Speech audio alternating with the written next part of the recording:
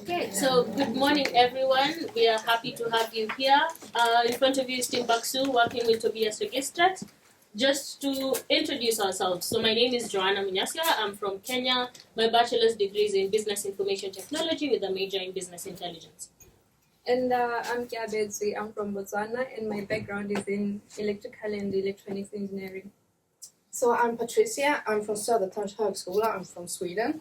I did a bachelor's degree in European program within ethnology, and now I'm doing a master degree in ethnology. I'm Amanda. I grew up in London, but I'm from Sweden, and my background is in cognitive neuroscience. I'm Markas. I was born in Lithuania, and I have a bachelor's in business. Okay, just to set some context on what Tobiasregistret is, to give you a bit of background to start working with. So Tobiasregistret is Sweden's blood stem cell repository, which connects patients who need stem cell transplants with donors who are willing to donate. So basically, by the time someone is looking for stem cell transplants, it means they have a crucial disease and time is of essence. So they need to find a match as fast as possible, but the match also has to be as close as possible to the patients, just for guaranteeing better outcomes and that kind of thing. So this is what the process looks like. I'll just brush through it quickly. So if you as a donor want to come onto the registry, you get a swab in your email. You basically do a cheek swab, no needles, no blood. Send it back to Tobiasregistret, where they do some tests to match HLA. And once your HLA is matched, you get into the registry. So at the point in time where you need to donate, not everyone who gets in has to donate. So if you do get a match, then you proceed to a checkup that basically just makes sure you're good to go in terms of donating. And then the donation can occur in either of two ways. You don't have to do both. So it can either be a bone marrow extraction. This is more common when the patient is a child, or it can be a blood stem cell donation, which basically they just get your stem cells out and then the process continues. So after that, they transport the HLA and it's transplanted onto the patients. HLA, I've been saying HLA, maybe you don't know what that is. So HLA is a part of your immune system that helps your body recognize what belongs in it and what doesn't. So basically everyone has a certain type of HLA. It's sort of like a genetic markup, but not exactly like DNA. It just helps your body tell what should belong inside and what shouldn't. So basically HLA is more often than not inherited. So meaning people from the same region tend to share at least similarities when it comes to HLA. The facts as it exists right now. So in terms of who Tobiasregistret is looking for, they tend to prefer male donors basically. This is just for a few basic reasons, because males generally have a higher amount of stem cells in their body, and basically because of the lack of complications that come about when women get pregnant and all the complexities with the immune system, men are just more likely to guarantee better outcomes when it comes to transplantation, so complications are fewer. In terms of age, they're looking for people who are 18 to 35 years, of course, because of better outcomes and longer presence in the registry. This age has been revised to 16 recently, so it means that you're able to have more people joining the registry. And of course, with the young age, it then means that people can stay in the registry longer and guarantee a likelihood for people to be able to get more stem cell donations when they need them. In terms of how the matches look like right now, as you see, if you're of European origin, the likelihood that you'll get a match if you fall sick is 70%. But if you're of non-European origin, the likelihood is 30%. So this then means there's a bit of diversity that comes into the picture, and that's the gap that's trying to be covered. So our original problem was we were supposed to help Tobiasregistret get more young men with a non-European background. Number one, become aware of Tobiasregistret, they know what it is. And number two, register as stem cell donors. So this is the challenge as we got it, and we revised it to this point of view, which looks like how might we make more young men aware of the existence of Tobiasregistret and motivate them to sign up as potential stem cell donors. Yes? I'll quickly go over our methodology. So we paired design thinking with qualitative research methods to allow us to dive deep into our problem. And so some examples are, we did around 20 semi-structured interviews with stakeholders such as a donor as well as the general public. Then we also immersed ourselves in various activities such as in-person outreach that volunteers at Tobiasregistret do, and also processing of swap kits at Tobiasregistret. Then we did some secondary research, for example looking at what other registries, like strategies of other registries around the world. And we also did prototypes and got feedback from them as very valuable. So all of this has led to several important insights. I'll first go over the ones that relate mostly to our target demographic of young, diverse men. So firstly, emotion is what really drives action. It's not just purely logical arguments. Secondly, in order to appeal to young men, you have to make them feel special. This can be done through several ways, such as reaching out to them directly or helping them understand why they in particular are needed. Then quite obviously there are areas of low understanding about what exactly donation entails, but especially also what registration entails. That is just a cheek swab, like most people do not know that. Then for diverse groups, we realized it's extremely important to have trust, as a lot of people don't know actually who or have doubts over who their donation will actually benefit. And then the value of identity, being able to tap into identity, which a lot of people cherish, and the stories around that can be extremely valuable. Then for more insights related more to internally within Tobiasregistret and the volunteer network. Firstly, making sure that the process is as simple and clear as possible is valuable. For example, a lot of people experience anxiety during the registration process. If you can make the process clear, that reduces that anxiety. Then within Tobiasregistret, they have a limited pool of human resources, so any time we can take away from the administrative load can be spent on more productive things. And thirdly, there is a huge potential in their volunteer network, and if well organized, their in-person outreach can be extremely important. So these are your two key personas who helped us to guide or design decisions. So first we have Toby, who's a young university student. He's a second-generation Swedish immigrant. He has no knowledge of Tobiasregistret. He's interested in genetic origins, but he can't afford 23andMe.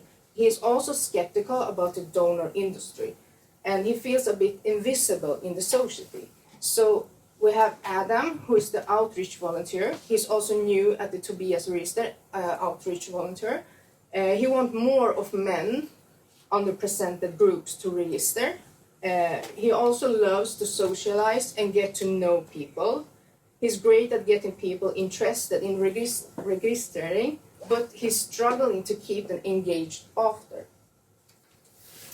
So, how can we make Toby interested in registering and convince him that his donation will go to people of similar ethnic background, and also make him more likely to share his experience with his peers and make him feel like he's important?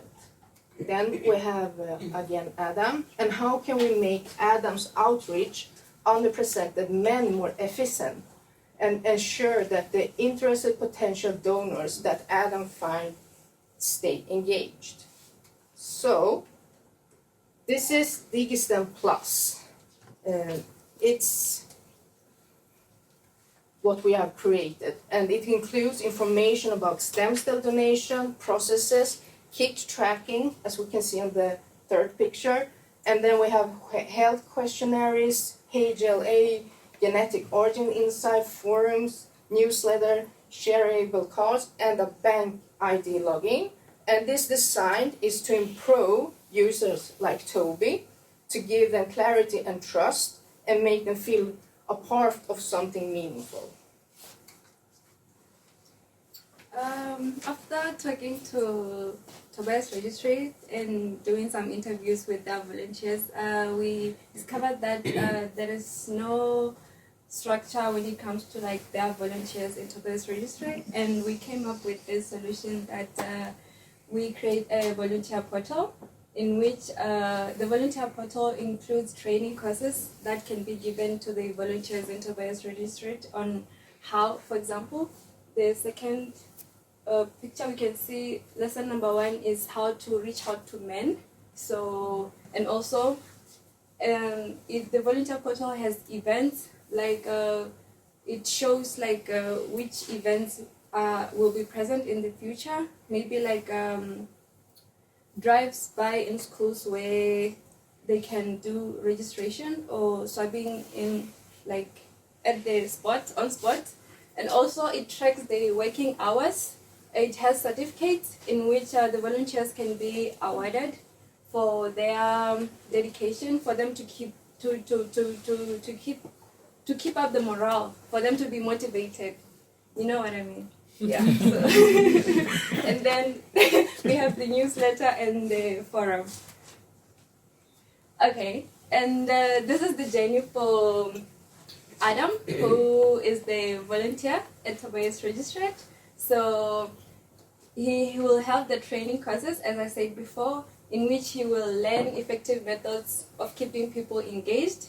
And the forums, he can also discuss with other volunteers, like they can talk about how to reach the underrepresented groups. And then the events, as I mentioned, there is sign-up options, and also Adam can engage and chat with Sabrina to get her on board an outreach in Uppsala. Sabrina is another volunteer, so yeah. And then the certification. This came from an idea that's already there. I myself and some of my teammates here, we are volunteers, and then we thought like, in some of the places that we volunteer at, we get awarded something, to keep up the morale. You can use this in your LinkedIn profile, you can upload it, you can include it in your resume. So, yeah. So I'll be going through Toby's journey. So when he first gets in contact with a volunteer, for example, he goes on to the registration. So in the registration process, there is an option at the bottom which says if you want to get more info on your HLA background. So there is a kind of thing that you can click on to find out more about your HLA and whether you actually want to be involved in that or not. So you can pick in, pick out whatever you want to do. And yeah. And then once he's done that, he gets to do kit tracking, so he knows when he's going to get his kit. There is usually about 2 weeks until that happens. We noticed before that there wasn't actually any tracking, so people got a bit lost on the way about when they were actually going to get their kit. And some people were doing it for someone that they knew, so they got better information about when this is actually happening. And then once he's registered and all things go well, he gets a card which says you've been registered, and then now you can kind of download this card if you want to share it more. If you go. So it kind of looks like this. So you can have it on your phone, and then if someone asks if they also want to register, you kind of just have the barcode that someone can scan, and then you can share it around if you want. You can also share it on social media if you want to let more people know about registering. And then after that, we also have the HLA Insights, which is you can find out more about his genetic background and the origins. This is not like 23andMe, where it's super specific. This is a very generalized base. But it also lets him find out whether he is a very important match or a very rare one. Some people don't know that they are maybe 1 out of 100,000. And that adds to the importance of why he's needed so much. And he gets really happy to find out that he's very unique. And then the donor portal also goes through different things, like you can go back to your health questionnaires if something changes in your life, because that can happen, especially since you were in the register for quite a long time. There's the kit tracking, HLA Insight. You can also get messages from Tobiasregistret and also the volunteer, so you can also talk to Adam if he has more questions to find out more. And then there's donor forums if you want to talk to maybe people who have donated and if they have other insight. There's the newsletter as well for things that have been happening and the progress of Tobiasregistret. There's also privacy settings in case you want to opt out of the HLA system and all of that. And then once they are matched with someone, you kind of get a congratulatory message, just to make them feel a bit more celebrated before they get the call, to go further with the process. But this is also important because sometimes if you just get the call, maybe you feel a bit more pressure to accept or not. And then, but this is a very big decision, as you saw earlier. It's not just taking blood; it's much more than that. So we want to make sure that they are making the decision that yes, we want to do. So finally, I'll just very quickly cover our estimation of how much it would cost to implement the solution. So we estimate around 3 to 5 million SEK, and that would take around 5 to 8 developers, 10 to 16 months. And so the largest portion of this would be in the HLA insights and basic donor portal. And a large part of this cost would be to ensure the compliance and to safely handle the data of HLA, because it is